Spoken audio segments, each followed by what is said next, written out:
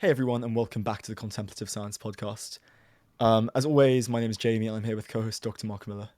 Mark, how are you, mate? Hey James, how's it going? Great, man. Yeah, it's going good. We were just saying off air, like we've been doing this thing now for 5 months approaching.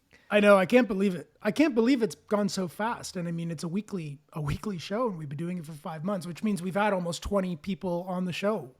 Amazing. Yeah, which is mental, and it's worth just sort of taking a minute to stop and reflect on what we've learned, the kinds of issues that have come out, Yeah. and just see where that goes. Because I have a hell of a lot to ask you. Just to kick things off, for instance, right? Something that I didn't know would happen going into this is so much of our conversation would revolve around the softness of practice. Yeah. We're quite similarly built in temperament in some ways, me and you. And I Yeah. think we both came into the meditation game on some level originally with that type A edge to it. Yeah. And it's been mental hearing so many people say, whoa, windows of tolerance, guys. Let's just hang on. Seriously. How funny, hey? Because, I mean, okay, so maybe it's a little bit selection bias, but I don't think so. I don't think you and I are particularly like looking for speakers who are going to be toting that line about contemplative training. You know, we cast a wide net. We're inviting everybody that you and I would like to talk to. And that's not just people who are talking about safe practice or something. And yet, it seems to me that basically every week, we're having something about this sort of right practice and safe practice come up. So that's really interesting. I mean, I think it says something maybe about the zeitgeist of mindfulness practice today. I mean, there was a kind of big explosion. Maybe here's one way to think about it. There was a kind of big explosion of interest. People got really, really ardent.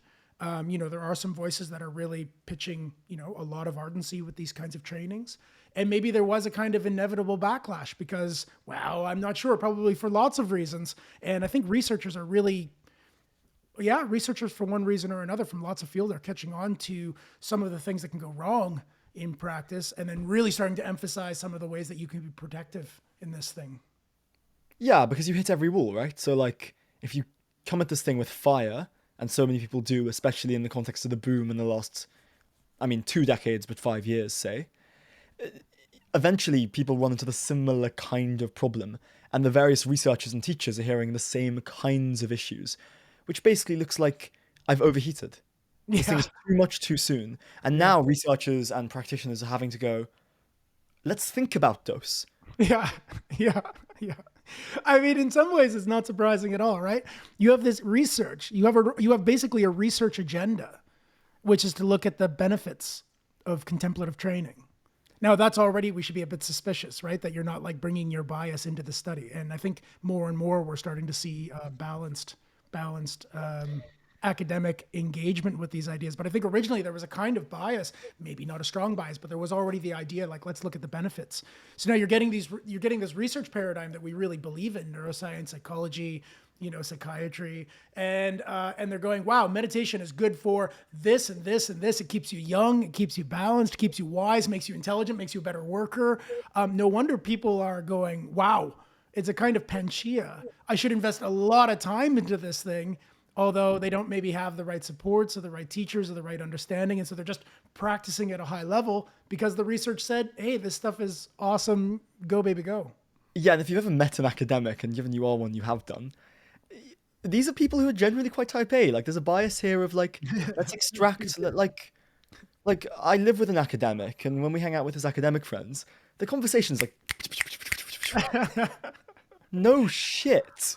When they interface with meditation, they go, "Wow, this is something that's juicy. Let's seek the benefits of this thing in a way that then transfers in the language and in the approach to learning and teaching it." Yeah. Um, One question I have for you is, Mm, you worked with Kuladasa, mm, John Yates, yeah. and he, for those who haven't ran into him, was a neuroscientist, wasn't he? Once upon a time, as his primary gig. He wasn't a neuroscientist by profession.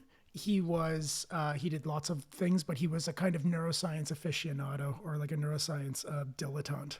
He was a very serious hobbyist, and it came into a lot of the things that he was teaching. Yeah, so he wrote this book called The Mind Illuminated. Now, The Mind Illuminated is my introduction to formal meditation, And it's a brilliant book in some ways. Like, the process of meditation can be very confusing at the start, which is a lot of what we've chatted about. It breaks it down for a certain kind of personality beautifully. But it's also like this thick, big book, and it's, if you're the type of character who goes away and revises, all the details, it's ripe for that. How do you see the Mind Illuminated and Kuladasa and that kind of mechanical meditation training more generally in the context of our conversation now around dose and all the rest? Yeah, it's really good. I mean, it's a really interesting question. So the Mind Illuminated as a practice manual, I think, is fantastic. I think it's fantastic because I think it fills a gap that we need filled in the sort of mindfulness community, which is a really technical and progressive outlining of how the skills and abilities that maybe one is trying to develop while they're learning to mature contemplative abilities, they lay them out. The book lays it out in a really, progressive way, one thing at a time, which is great. But the potential problem is that it really does hook, I like to say that I'm a recovering type A personality. I don't know how well I'm doing in my recovery, but it really hooks that kind of personality because, again, it's very technical and there's lots to do. So it's sort of funny, the book, like even from the beginning, for anybody who's listening, if you haven't found the book, it's really fantastic. And you'll see, like right from the very beginning, it's telling you to be cool, be easy, be soft, allow, let come, let pass. I mean, it has all that language right up front. But because it's set up as steps, here building on traditional stepwise models of development of concentration and awareness training. So here we have 10 sort of stages. Because it's set up as steps, more or less people immediately start thinking up is better, faster is better, further is better. And then you even start saying to people, wow, I'm on stage 6. Well, you're only on stage 4. You're only a lowly stage 4. When in fact, that's not at all the way that the book is sort of set up to be used. It's supposed to be cyclical. These are like 10 different territories you can end up in. Of course, you're going to go to those territories lots of different times. And then the skills and ability suggestions, the training for the specific skills and abilities that the chapter suggests, is just one way that when you find yourself in that territory, you might make good use of that territory.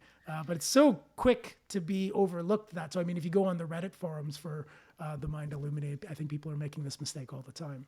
No, it's so true. And in some ways, teaching anything runs into this problem. Like, the truth is, you're working as a teacher, as he is here, right, writing this book, as a teacher of the technique. You're working in the context of the psychology of the students.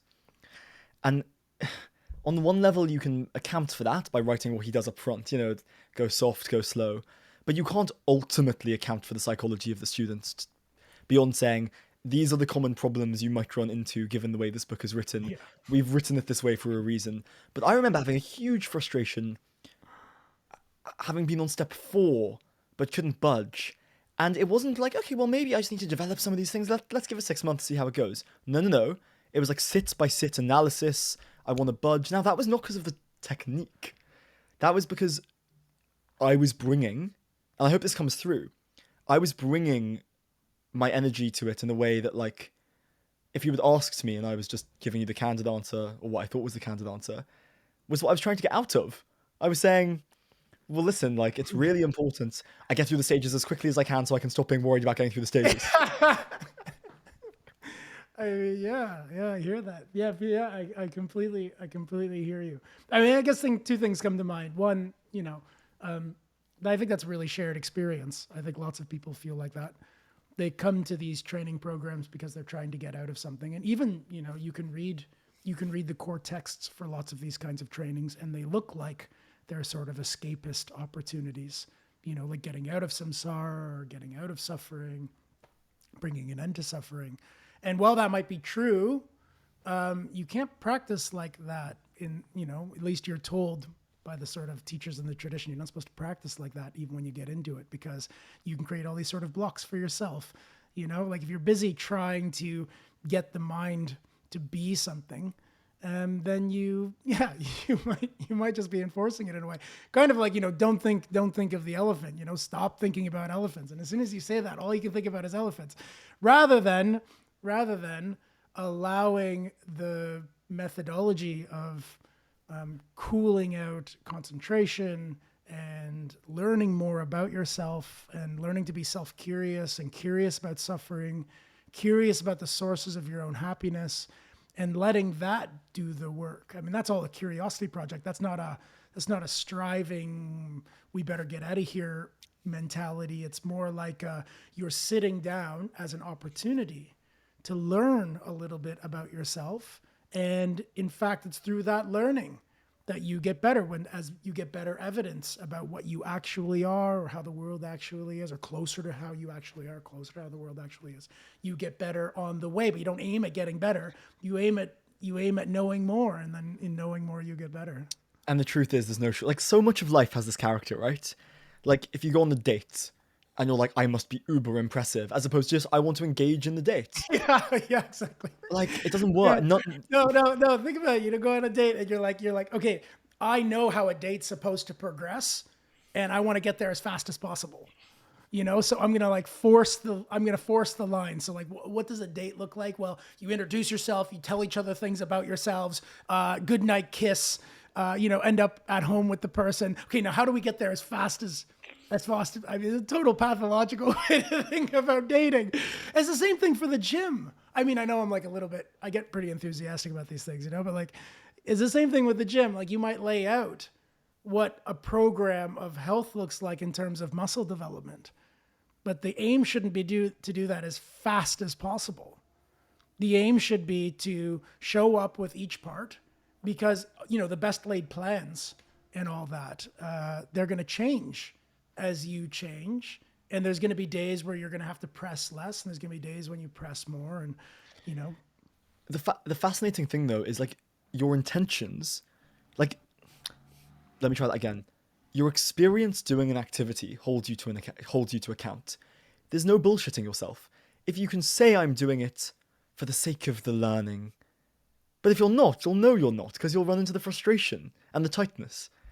Like your emotions when you're meditating, your emotions when you're going on the spiritual path, whether it's a frustrating experience because you're trying to get to an outcome today, which is understandable as we've outlined.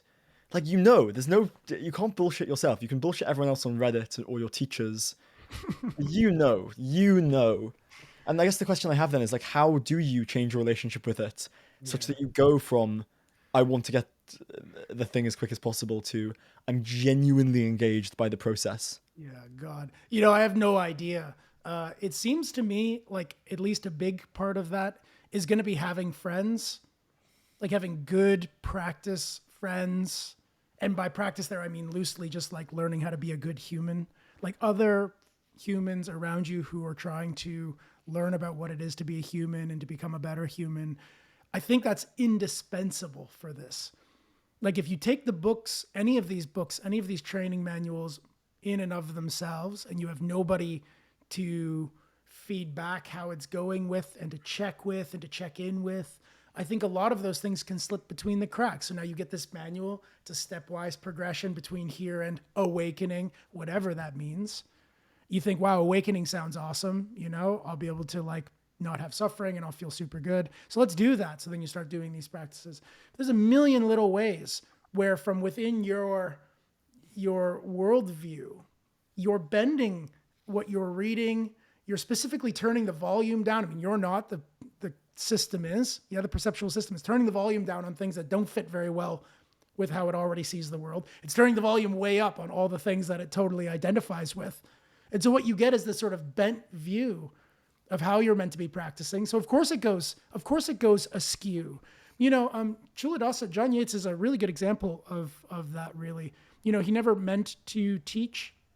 He never really wanted to teach all that much. He didn't want to be a sort of a retreat leader. He didn't actually even plan to write a book. The story of how he wrote this book was that he just kept having good meditation friends show up, and then increasingly more and more advanced people, because he taught in the Buddhist tradition for 40 or 50 years of his life. It's a long time. He increasingly had people show up and ask him, I've stalled out. What do I do? I don't know what to do. I've been following these certain ways, but I'm not sure why it's gone wrong. So they've taken some tradition and they've started practicing it, and then they found that there's a cap, or they've gone into funny territory or whatever else. And he really started teaching, and he wrote the book in particular to help people sort of find out again where they are and to start thinking about how they can progress. That's really hard to do. You know, it's really hard to know where you are and to know what to do. And I mean, you can get some of that from books, but I think you get a lot of it. Like you asked, like, how do we find the right way to practice? I mean, the right attitude towards practice. I know I've been monologuing here, but I think that for me anyway, the most important thing has been having good teachers and good friends that I see typifying that style and that approach to practice. And then it's easier to emulate because I see somebody who's not type A about it, who's saying, look, take your time, Yeah. the soft way. Look, we say a lot in the communities that I'm a part of, you know, slow is smooth, smooth is fast. So if you want to go the fastest way through these things, slow right down. Slow You know, right down. Give up the urgency. Take one thing at a time. Enjoy. And if you don't know how to do that, get with people who are already doing with it. right, because then the direct implication is, hang on, they're really good at this, and they seem very relaxed, so maybe I could adopt the same attitude. Totally. Yeah, exactly. I also have a Or you meet somebody who's really wise, and you go, "Wow, that person's really got it together." And then you ask them about their practice, and they're very like, "Yeah, you know, take your time." well, the interesting. I have a practical tip to just riff off what you were saying there. Don't make it your main mission either. Like I find meditation is a very strange game to make your main project at the moment because then you can't help but map it to progress. Like if this is the thing you wake up in the morning and you're trying to make it your main area of progression, whether today was a good day or a bad day, tracks the quality of my attentional abilities, puts a pressure on it that's very ironically unlikely to help your concentrational abilities. Whereas if you have a project that's like, well, no, hang on, I'm involved in the world and I've got relationships and I hang out with these good friends and I'm progressing in some ways that are meaningful to me, whatever that is, all of a sudden, you've given this enough room, right, to really be fluid in the way it needs to be fluid. And you're criticizing yourself left when you have what you're calling a bad sit. Whereas when you wake up and you go, the most important thing is that this sit feels or looks better than the one before, you're in the, I mean, I go as far as to say it's very unlikely you're going to make any sustainable what's the word I'm looking for? Progress that way. Progress. Yeah. Yeah. Process. So there's lots there. There's lots there. One is I think you're pointing out in part a concern that I have as well, and I think lots of our guests over the last 5 months have had, which is there seems to be an unfortunate tendency to extract these mental emotional training programs out of their natural context, whether that's a cultural context, but it doesn't necessarily have to be a cultural context, I don't think, but from a wider context of where they fit and what they're for. And that's already slightly problematic. Like if the aim is to just have powerful concentration, but that powerful concentration isn't being used to actually make your life any better. That's a really funny thing to, I mean, it's fine, but it would be like, I'm going to make a really big right bicep. That's all I'm going to do. And it's not because I want to pick things up. I just want to be able to be like, look how big my right bicep is. And it becomes completely dysfunctional. It doesn't work with the rest of the body. I mean, if you extract any one thing out and then you lose what it's for, probably already, at least in my opinion, you should be suspicious of making that your whole thing. But I just want to say, like, if you put it in the right context, like, I don't know what that context is. Like, we can maybe talk about that, but, you know, a good starting context is to live a good human life, maybe. To know who you are, to know what this life is all about, and to let that knowledge of who you are and what life is support a kind of thriving, a flourishing here. To use these practices to change, like Janusz Wellen said, one of our guests, to change your relationship with suffering so that you digest it more easily, and to really discover where persistent, lasting joy is, if there is such a thing. Like, if that's the aim, then that's the only aim I'm interested in, tell you the truth. I mean, that's what I wake up on and I go to bed on. And my career as an academic and as a lecturer is as close as I can get it to being right on that thing, so that I'm doing research on this, I'm speaking about this. That really is my whole life. But the concentration training can't be the whole thing. But I think being a good human is really a wholesome activity to make the whole thing. In fact, I think it's the best way.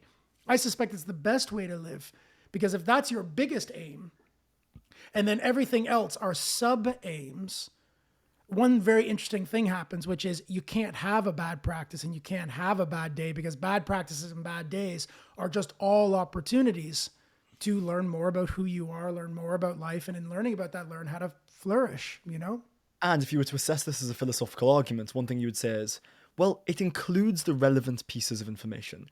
Like, it's important you have a social life, a familial life, a vocational life, a physical life, a sexual life, a psychological life. Like, you need the model to include things that are evidently important to us. And as soon as you go all concentration training, you miss that, because now all of a sudden there's too many competing variables. Like, shit, should I be listening to music when I should be following the breath when I'm walking around? No, clearly not. But it's not clear if the aim is concentration. Then now that is a genuine question. Yeah, And you yeah. go on Reddit and everyone sort of intellectually dives in on it. But you're missing the point, as you say. No. We're here to live wholesome, flourishing lives, to deal with the challenges we legitimately have, to deal with the suffering of others. But that is a point. It's like yeah, that's the whole thing, obviously. But it gets lost so quick. Yeah, and like I don't know, you are a really complex ecosystem, you know? Like you're an ecosystem of mental, emotional, perceptual, behavioral dynamics. You're a really interesting, really complex, really rich sort of ecosystem.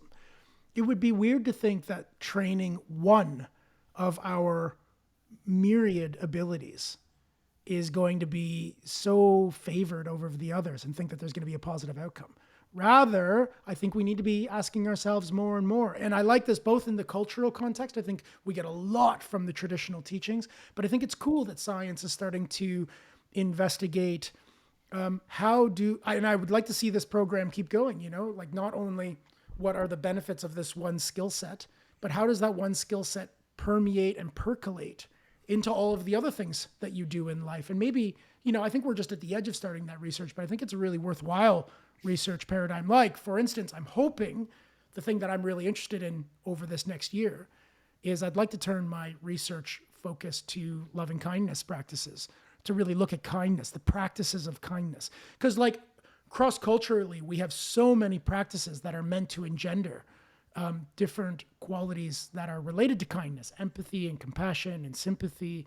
And there's lots of research about how are these different and how do they play into the rest of our life and where can they go wrong. Yeah, I'd like to see more and more, some research on, yeah, what are these trainings doing and how do they percolate and how do they impact the rest of your life? And when are they right to pursue, and in what quantities?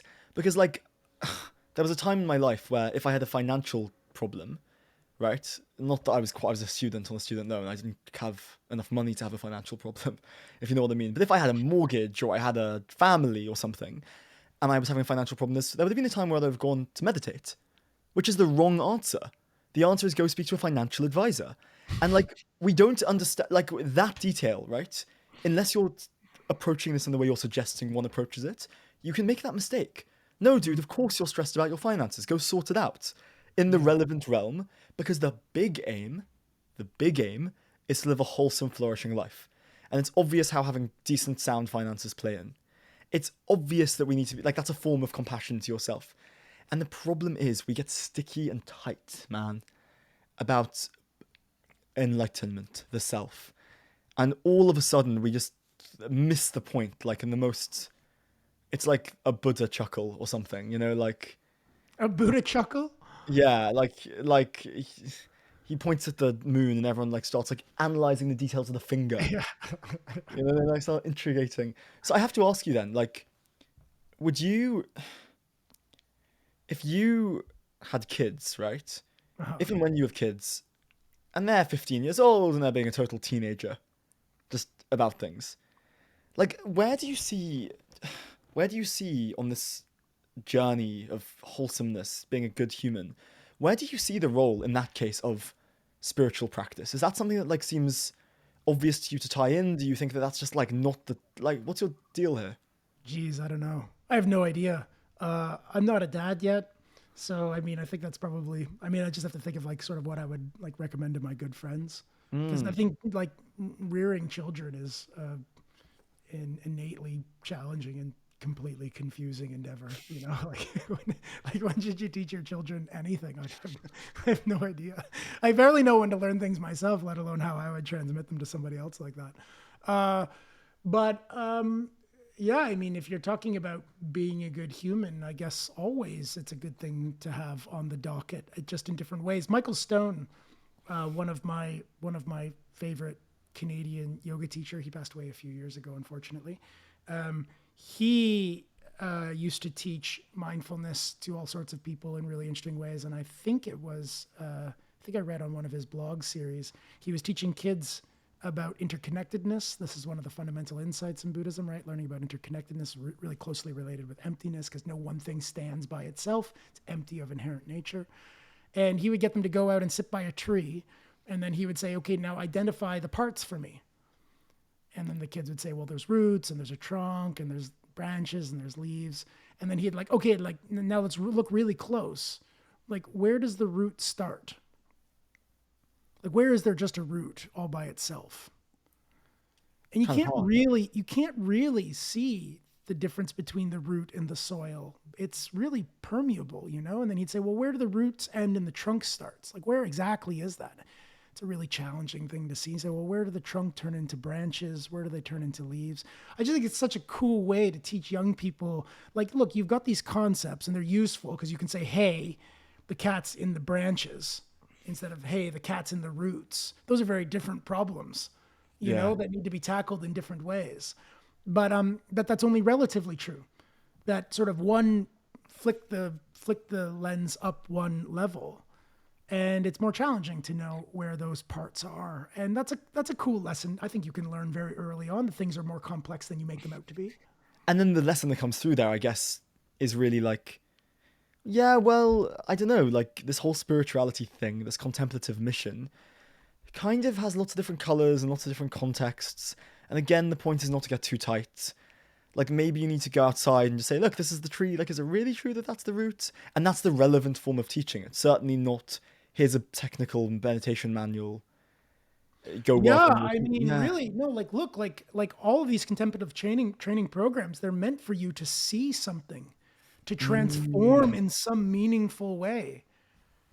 The attention and awareness training are just opportunities to hone some of the consciousness skills and abilities that you have available to you that make you more prone to see these certain things in the world that you tend to overlook. And if you believe these traditions, by overlooking them, you get into trouble, you know? And if you could see them, then you could be changed in a way where you would work better. But it's always the transformation that matters, not the skills and abilities are just one of the ways that you get to be find a better fit. But that's not done just on a mat with your legs crossed building one thing. And that's why lots of these traditions have lots of branches. You know, the traditions that are grounded in India. You know, you have a devotional line, you have a knowledge line, you have one of academia, you know, where you get all these things just from study, from philosophy by itself, and then you have meditative programs, and they all, of course, interrelate because you know you don't want to sing to God without having some concentration abilities. Otherwise, you're mind wandering the whole time. That probably won't get the thing to do the thing it's supposed to do. But also, you probably shouldn't just do concentration without having some devotional element. I'm doing a course right now by John McCransky. Wonderful course, Lama John McCransky. Wow. He has a free course through Barry on sustainable compassion, which is exactly this, learning to take some of those devotional elements that are really prominent in Tibetan Buddhism and then bring them back into a secular practice space. And it's incredibly potent. well, I was just about to say, like, we had Evan Thompson on, who, the author of Yeah. Why I'm Not a Buddhist. Yeah. And he was basically making the point that, yeah, Buddhism is a little bit of a less Western exercise than we tend to think of it as. So no shit, we picked the like bit we could like quantify and sit on the mat with. We weren't picking the like devotional spooky metaphysics. No, no, no, no, no. Like, we really are not recognizing these traditions as the full thing they are. We're going, yeah, man, that little piece, let's take that and extract and it. like it's actually not that spooky. I mean, this maybe the spooky metaphysics might be, and I know what you mean, thinking about reincarnation and life Uh, after death and these sorts of things. But actually, this devotional one is much more foundational. It's that it helps that so in those contexts you would have been with a teacher or you would have been in a tradition where you really felt a sort of non-transactional care where somebody really cared about you in a non-transactional way, and then you use that experience of actually being cared for to feel safe and then to begin to identify those aspects of your own experience that are generating that sense of being cared for. But to find that in yourself, it helps to have somebody actually care about you enough that you get that reflection. And John is saying, look, that would have been the default mode of learning these things previously. You would have already had somebody who, in a sense, loved you non transactionally, and you would have had the experience of somebody really caring about you. That would have been the starting point to start doing some of these care-filled practices. That's not spooky, but what it does do is it like reminds me as a human how valuable it is to really care about the people that are in your life because you're giving them a touch point for what it feels like to be cared for.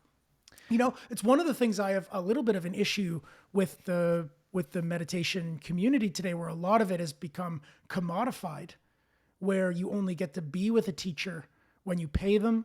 You only get to be close or ask questions if you have access to certain funds.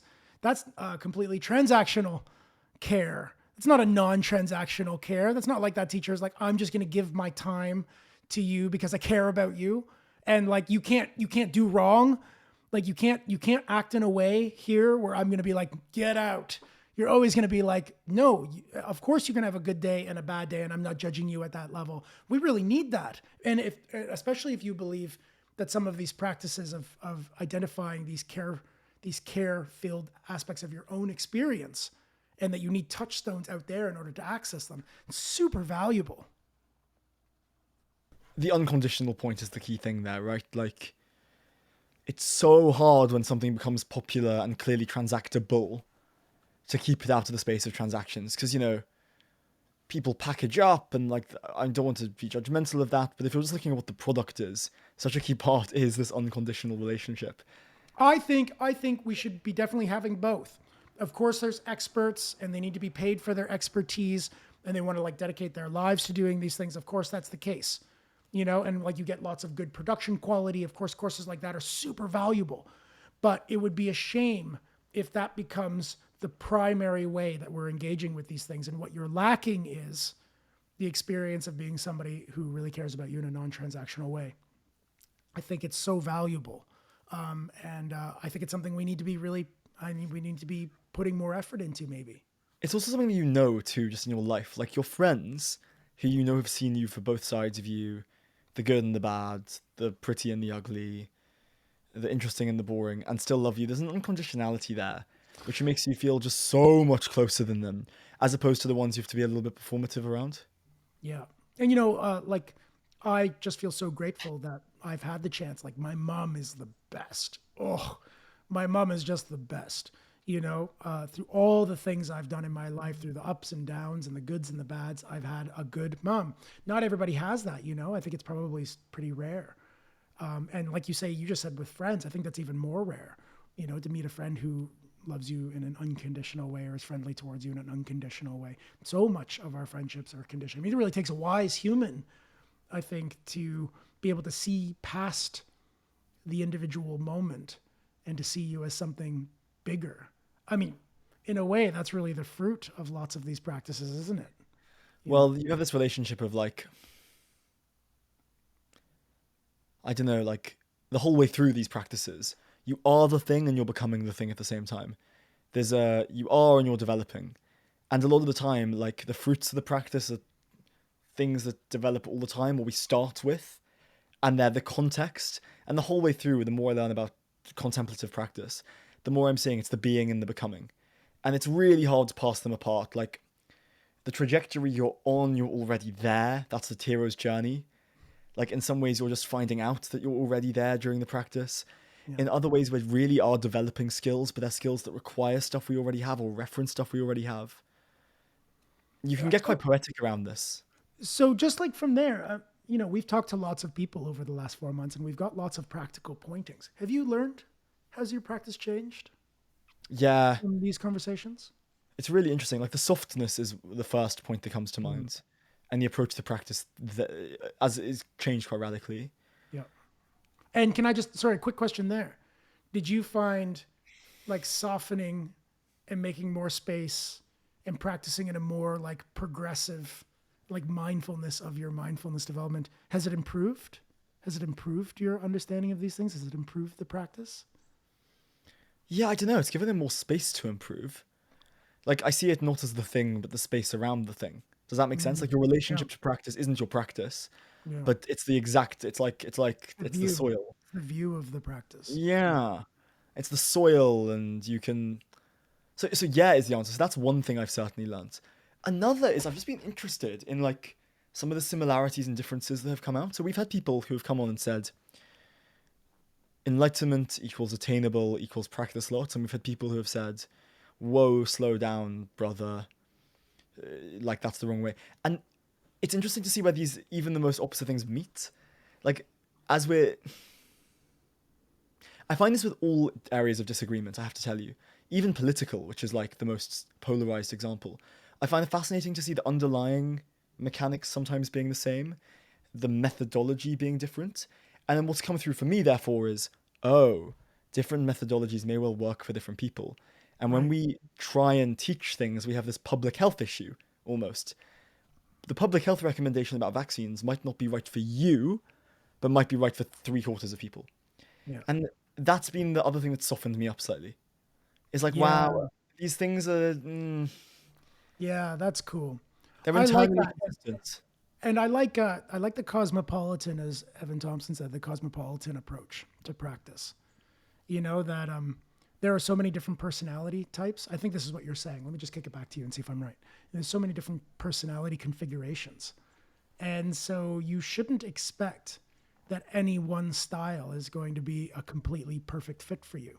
So to widen up and broaden up, just because mindfulness has, like any of these practices, these contemplative training programs have good evidence for creating well-being, doesn't mean they're going to make you well necessarily, right? Just because a majority or some subset of the population it's going to help, lots of people it might hinder. And I think what a great way to, I think that's the way you come. What am I trying to say? That's a good place to be awake when you're coming to any of these mental emotional training programs, is that you should be sensitive to if it's valuable for you or not. Because some things are going to work and some things aren't. You go on a 10-day retreat. I say this to lots of my friends who are going on retreats. I say, if it doesn't feel right, leave. Don't be embarrassed. Don't be embarrassed. Like if you get to day 2 and you're like, my mind doesn't feel good. Like this doesn't feel good. You might be practicing slightly off, or your personality type might need something else, or maybe you came into this with the wrong set of ideas. There's no harm in backing up and finding another route. But we know this with music. If you say, Jamie, I don't know, I love techno. You need to hear this artist. I'll internally go, for you, that's brilliant. And I respect the techno, but it's not for me. But then here with meditation, we seem to lose that discernment, you know? I think even a better parallel is with physical activity again, right? Like, so you're like, oh, this training program, this like HIT style, high intensity training is like making all of these people beasts. So that's got to be the thing that matters. So then I'm going to train in that. And then you blow your knee or you blow something because your body wasn't made. Your body had certain integrity issues. That means high intensity is wrong for you. Or you have an anxiety issue and high intensity training is exacerbating your anxiety issue. Like that just might not be the right thing for you. But we don't think, I hope people aren't going, well, I'm just going to push through because I want to be a HIT style athletic person, rather than being like, no, hold on. The aim isn't to do good at HIT. The aim is to be healthy. And HIIT is one of the ways to get to being healthy.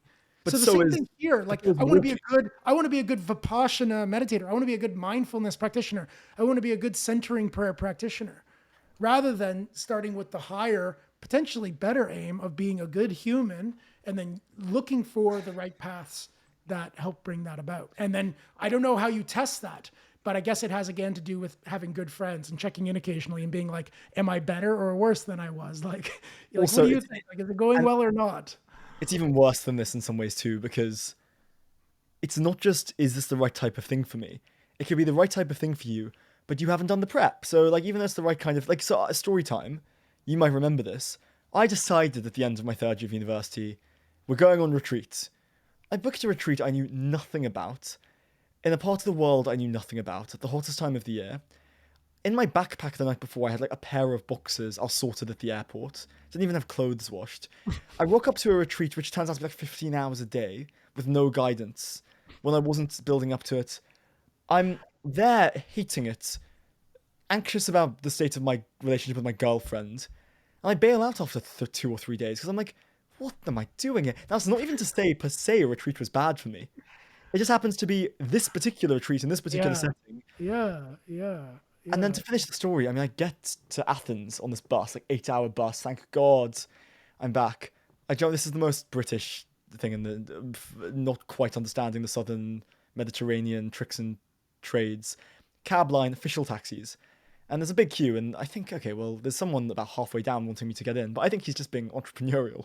Like he's not waiting his turn, whatever. He's taking the initiative, I'll jump in with him. I get robbed in the cab. He takes one look at me and goes, he's exhausted and doesn't speak Greek. Let's have him in the cab. So now I'm zooming about, like he's Facebook living while driving at 120 kilometers an hour.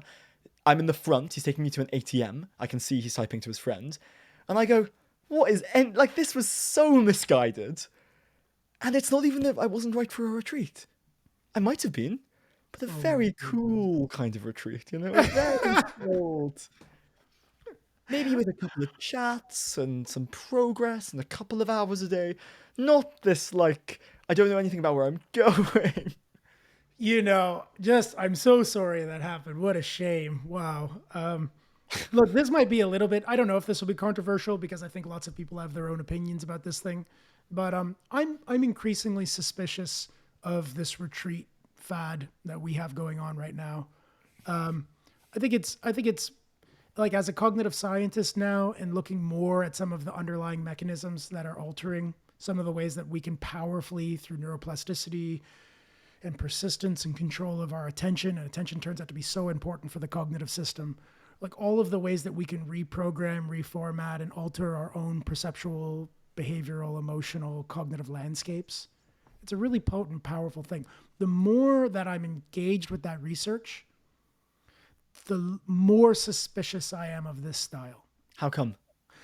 Well, because I don't think you should do anything for 15 hours a day that's cognitively alien, with no prep, with poor understanding, with little support, and outside of the context of somebody to help you integrate those things after the fact. I just think that's a bad idea.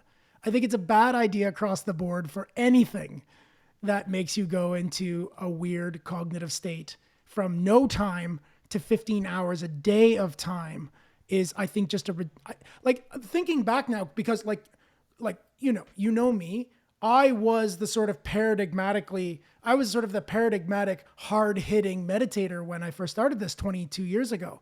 I did lots of long retreats. The longer, the better, the more radical, the better, months and months at a time, What was living the for longest? years in different countries.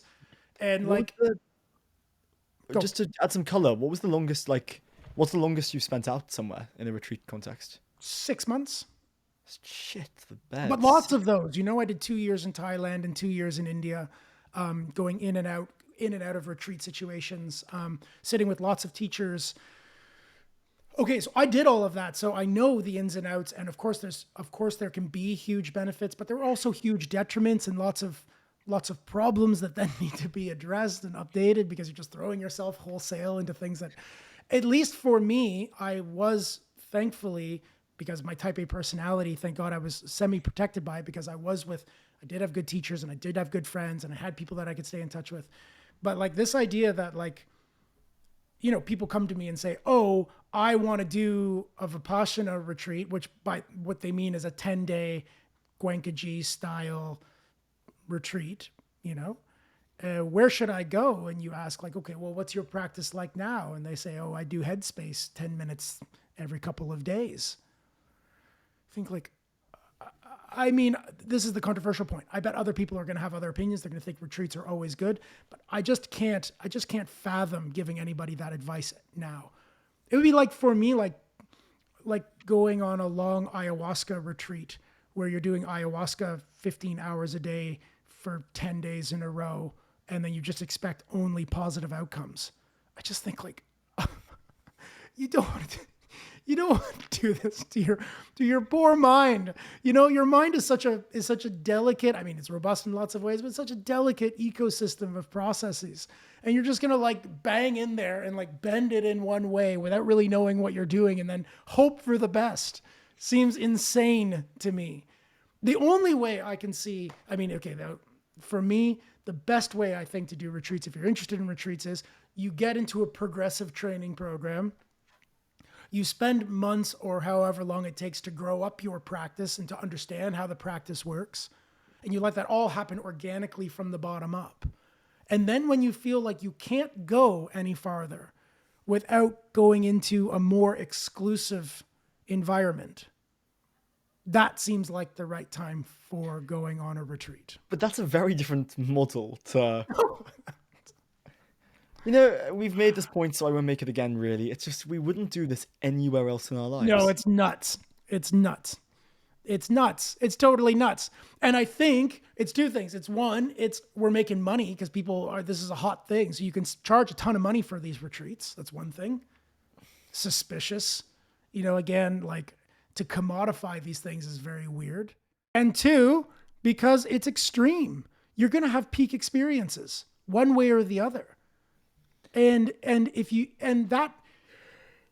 that's kind of attractive for people who are like looking for highs. You know, you get to have these altered states, but again, that's a big miss. You're not aiming for altered states. Like even in the Buddhist contemplative training program, you're not aiming for altered states. You're not. You're looking for transformation, whole perception transformation, but it's very different from peak experiences. You know? Mate, the whole thing this last few months doing this podcast with you is like there's more grey area, there's more complexity, it's more personalized. The paradigms aren't competing, but they sort of coexist and they depend. There's so much more grey, and the greyer it gets, the less extreme action makes sense, I think, is the takeaway. I completely hear that, man, and I completely agree. So we have all of these opportunities. So here's the good and the bad. We have all of these opportunities today. We have books translated that were never meant to be in the hands of practitioners that didn't know anything about the tradition. You know, like we've got a copious amount of information. We have teachers from every tradition teaching full-time, nonstop, and we can get their videos online. We can get their books. We can go on retreats of every ilk. If you have a little bit of access, you can basically sit with any teacher. So you get this huge board. But that doesn't necessarily tell you what you should do and when you should do it. You know, that's all gray. And so maybe that's the takeaway. You know, you get all of this access, but we have to be a little bit more careful about what we're making use of. And I think, again, it would be great to have some good friends. You know, people, older brothers and sisters who have already been a little bit on the path of becoming, good and serviceable humans that you can check in with and you can ask questions of. So that's one thing, is maybe to have somebody to talk to about these complexities, these gray areas. And maybe the second thing is to get this right view. And I love this view that's coming up in our program, which is this view of let's do it progressively. Let's be slow. Let's look for evidence. Yeah. And just to jump on the point about good friends, the truth is you need to bump your head against every wall. So it's not a problem to take it too seriously at the start. No, but you then right. need someone to help you process that feedback. Yeah. Right? Because you can miss that feedback to mean I'm not trying hard enough, in the worst case. So you need someone just to go, yeah, great, awesome, but let's now bring it back. Yeah. We should get some radical people in here this next stint. Let's get some people in who really push for monasticism so that we can push back against some of these ideas. You know, find some heavy duty retreat leaders and see what they say. And it would be also great to Mm. get on some guests who are only working with long-term monastics to see what some of the trait changes are, beneficial trait changes that might come from these more radical, in-depth, long-term practices. That would be a great to sort of offset our soft, our first third, which tended to have this softer quality. Maybe it'd be cool to sort of ramp it up and see what some of the other voices are saying. Yeah, because Olympic divers, for example, are kind of separate to the general population and what works for them. And it might Yeah, well turn out that there's a segment of the population who are effectively Olympic divers. And what right. works for them, well, like we're talking a different language though. Like, Yeah, exactly. Where being soft is actually a countermeasure for them. That what you want is a kind of increased dedication if you want these sort of certain traits to emerge. yeah, exactly. But then you just have to be real about like the fact that 99%, 99.5%, 9% of people, that's not what most people don't want to be Olympic divers. And like everything we've said doesn't exclude that. It just says that you should be open and awake to what's right for you. And if it does progress in the way, and I really believe this, if it naturally progresses in the way where a sort of monasticism and full time dedication, Olympic style engagement makes sense, then all the power to you. But hopefully, if you've started off soft and awake, then you'll have built in the kind of structures that are needed so that when that time comes, you're safe and you're ready for those deeper dives. Mark, thank you so much, man. Yeah, what a great catch up! I really look forward to like our kind of next sort of our next catch up for another series of episodes. Brilliant. Well, listen, this has been Dr. Mark Miller and Jamie Slevin. And as always, we'll see you next week.